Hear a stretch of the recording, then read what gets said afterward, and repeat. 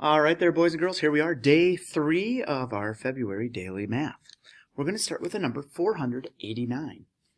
Now we're going to say 110 more than 489. And let's remember that 8 is the digit in the tens column. So 1 more than 8 would be 9. 110 more would be 499. 110 less than 489 would be 479. So both of those, we're only going to touch the digit in the tens column. All right, so number 2 says, what number is this? Be careful. All right, so we have a 6 in the hundreds place. We have a 3 in the tens place. And we have a 5 in the ones place. All right, number 3. Derek carries monkey shines to the cafeteria. He sees 6 first graders, 24 second graders, and 10 third graders. How many kids does he see in all?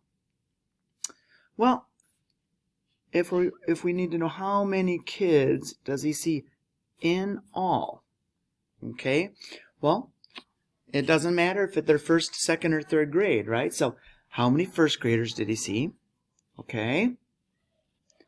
How many second graders? And how many third graders? So we are going to be combining all 3 of those numbers. So I see a relationship there between the 6 and the 4. That makes a 10. So 24 plus 6 would be 30. Okay, 25, 26, 27, 28, 29, 30.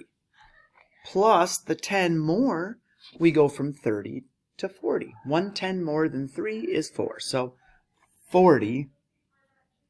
And we know our label is going to be the word kids. So 40 kids. Okay. Write this number in expanded form. 600 plus 20 plus 9. 629. And our last one for today, Joey buys 2 packs of sports cards, 1 pack of robot cards, and 1 pack of alien cards. How much does he spend in all? So we're thinking how much money here. There's how much each pack costs. And he buys 2 packs of sports cards. So he has 2 of these. So 2 times 3 is 6. 1 pack of robot cards. So 1 times 2 is 2. Hook that around there a little more for you. And 1 pack of alien cards, which are $3. So we want to take all of those and combine the dollar amounts. Not the numbers of packs. So it's not 2, 3. It's not 4. Because 4 is the number of packs he bought in all. We want to know how much money he spent. Okay, so 6 plus 2, 7, 8, plus 3, 9, 10, 11. So he spent $11.